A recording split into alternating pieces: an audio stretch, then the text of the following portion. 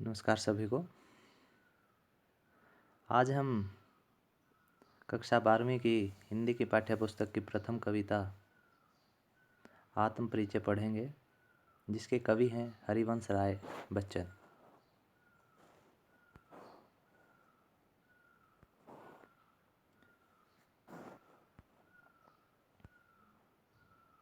बच्चन जी का जन्म 1907 में इलाहाबाद में हुआ। इलाहाबाद को वर्तमान में प्रयागराज नाम से भी जाना जाता है। ये बच्चों उनकी कुछ प्रमुख रचनाएं हैं।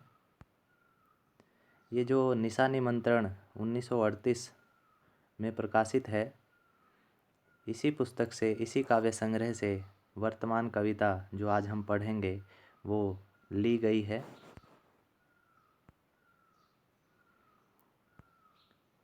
ये उनकी आत्मकथा है 4 भागों में। क्या भूलूं क्या याद करूं, नीड़ का निर्माण फिर, बसेरे से दूर, 10 द्वार से सोपान तक। बच्चन ग्रंथावली के 10 भागों में उनका संपूर्ण साहित्य संकलित है। बच्चन जी का निधन 2003 में मुंबई में हुआ। बच्चों, ये पहला पद्यांश है कविता का।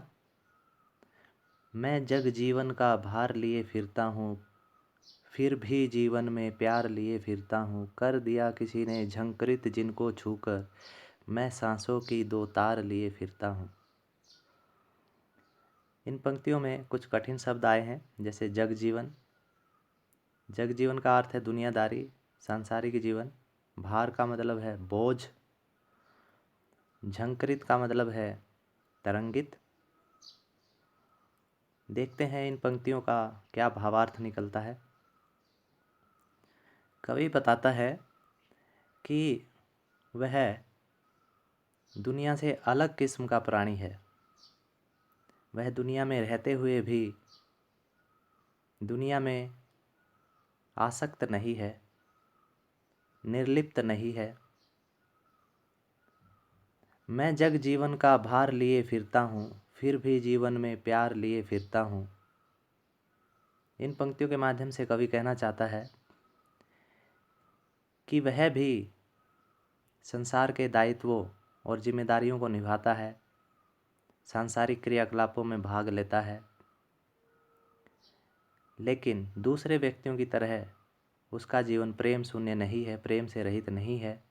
उसके जीवन में अभी भी प्यार है। अक्सर क्या होता है कि हम दुनियादारी में इतने खो जाते हैं, उसकी जिम्मेदारियों को निभाते हुए उसके बोझ तले इतने दब जाते हैं कि हमारे जीवन में प्यार नहीं रहता, प्रेम शून्य हमारा जीवन हो जाता है, प्रेम रहित हो जाता है। तो कवि कहता है कि मेरे साथ ऐसा नहीं है।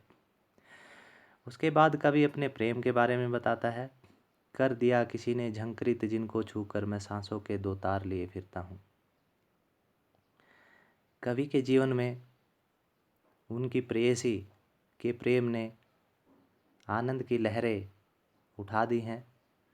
सांसों के 2 तार से मतलब है सांसों का आना और जाना, यानी कि कवि के जीवन को उनकी प्रेयसी के प्रेम ने तरंगित कर दिया है। तो ये इन पंक्तियों की व्याख्या थी। इन पंक्तियों में अलंकार जो है सांसों के 2 तार, इसमें रूपक अलंकार है। देखते हैं अगला पद्यांश। मैं स्नेह सुरा का पान किया करता हूँ, मैं कभी न जग का ध्यान किया करता हूँ। जग पूछ रहा उनको जो जग की गाते, मैं अपने मन का गान किया करता हूँ। कवि यहाँ अपने अल्हड़पन, मस्तमौलापन के बारे में बताता है। कवि कहते हैं कि मैं स्नेह सुरा का पान किया करता हूँ। स्नेह सुरा प्रेम रूपी मदिरा पान किया करता हूँ, पिया करता हूँ। कभी न जग का ध्यान किया करता हूँ, मतलब कि मैं जग की परवाह नहीं करता हूँ। कवि स्पष्ट शब्दों में बता देते हैं कि वे अपनी प्रेयसी के प्रेम की मदिरा का पान करते हैं, यानी कि उसके प्रेम में मदहोश रहते हैं। स्पष्ट शब्दों में अपने प्रेम को स्वीकार करते हैं। वे जग की परवाह नहीं करते कि जग क्या कहेगा। आगे कवि कहते हैं कि ये संसार तो उन्हीं की प्रशंसा करता है, उन्हीं के लिए गाने गाता है जो जग की गाते। जो जग की गाते मतलब जो जग के कार्यों को अच्छा बताते हैं, जो सांसारिक चीज़ों को अच्छा बताते हैं, ये संसार भी उन्हीं की प्रशंसा किया करता है।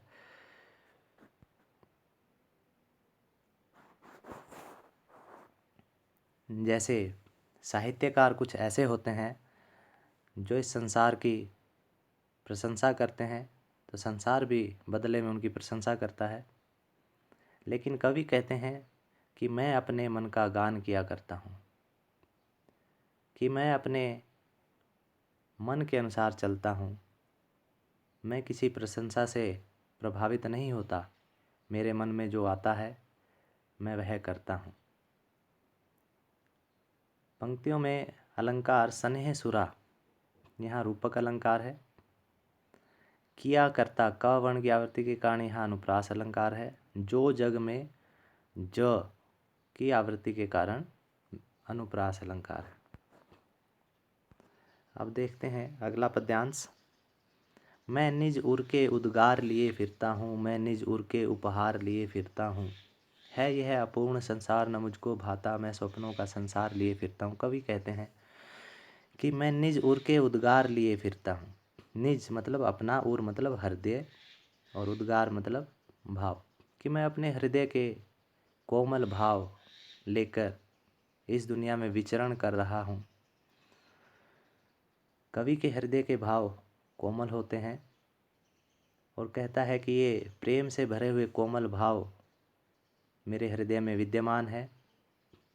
मैं निज उर के उपहार लिए फिरता हूँ, मैं अपने हृदय के उपहार लिए फिरता हूँ। उपहार मतलब भेंट। कवि के हृदय में संसार को देने के लिए क्या उपहार है? कवि के कोमल भाव, कवि की जो कल्पना है, कवि के जो कोमल भाव हैं, वह उन भावों को संसार को उपहार में देना चाहता है। कवि जानता है कि संसार प्रेम से रहित है, प्रेम के ये कोमल भाव वह संसार को उपहार में देना चाहता है। आगे कवि कहते हैं कि यह अपूर्ण संसार मुझे भाता नहीं है। भाता नहीं है मतलब अच्छा नहीं लगता। कवि संसार को अधूरा मानते हैं, अपूर्ण मानते हैं। क्यों अपूर्ण मानते हैं? क्योंकि संसार में प्रेम की कमी है। अगर प्रेम है भी कहीं तो वो दिखावटी है। तो इसलिए कवि कहते हैं कि प्रेम से रहित संसार मुझे अच्छा नहीं लगता, मैं स्वप्नों का संसार लिए फिरता हूँ। मेरा अपना एक अलग संसार है, उसमें मैं अपने सपनों के अनुसार, मैं अपनी कल्पनाओं के अनुसार निर्माण करता हूँ। तो मेरा अपना एक अलग संसार है, यह संसार मुझको अच्छा नहीं लगता। अच्छा नहीं लगने का कारण भी कवि यहाँ बताते हैं। अगला पद्यांश देखते हैं। मैं जला हृदय में अग्नि दहा करता हूँ, सुख दुख दोनों में मग्न रहा करता हूँ। कवि कह रहे हैं कि मैं अपने हृदय में, अपने मन में प्रेम की अग्नि जलाकर जिया करता हूँ। प्रेम की अग्नि जलाकर जिया करता हूँ। क्या अर्थ है इसका? इसका अर्थ है कि कवि अपनी प्रेयसी के दूर जाने से दुखी है, उदास है, तो उसके प्रेम की जो स्मृतियाँ हैं उन्हीं से वह उदास रहता है। इसी को कवि कहता कि मैं अपने हृदय में आग जलाकर जला करता हूँ, निरंतर दुख सहा करता हूँ, सुख दुख दोनों में मग्न रहा करता हूँ। सुख हो या दुख हो, मैं दोनों में मस्त बना रहता हूँ। जग भव सागर तरने को नाव बनाए। भव सागर मतलब संसार रूपी सागर। भव का मतलब संसार, दुनिया, संसार रूपी सागर तरने को नाव बनाए। यानी कि जो संसार के लोग हैं वो मोक्ष प्राप्ति के लिए अलग अलग साधनों का प्रयोग करते हैं। नाव का मतलब है यहाँ वे साधन जिन्हें संसार प्रयोग करता है मोक्ष प्राप्ति के लिए। जग भव सागर तरने को नाव बनाए, मैं भव मौजों पर मस्त बहा करता हूँ। मौजों, मौजों का मतलब है लहरें, भव मतलब संसार। अब यहाँ कवि दिखा रहा है कि संसार जो है मोक्ष प्राप्ति के लिए प्रयासरत है, लेकिन कवि तो इसी संसार में खुश रहना चाहता है। वह चाहता है कि संसार में प्रेम व्याप्त हो जाए और वह इस संसार की लहरों पर मस्ती से बहा करे, मस्ती से घूमा फिरा करे। तो ये जो पद्यांश है, नीचे इसके शब्दार्थ लिखे हुए हैं। अलंकार हैं इसमें भव सागर। भव सागर का मतलब है संसार, और भव मौजों का मतलब होता है संसार की लहरें। इन दोनों में ही रूपक अलंकार है।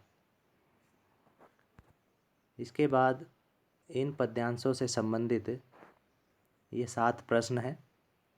आपने 7 प्रश्न लिखने हैं, इनके उत्तर लिखने हैं।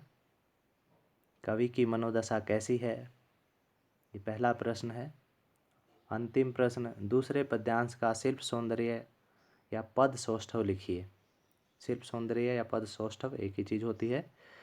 तो दूसरा जो पद्यांश हमने आज पढ़ा था, उसका आपने शिल्प सौंदर्य या पद सौष्ठव लिखना है।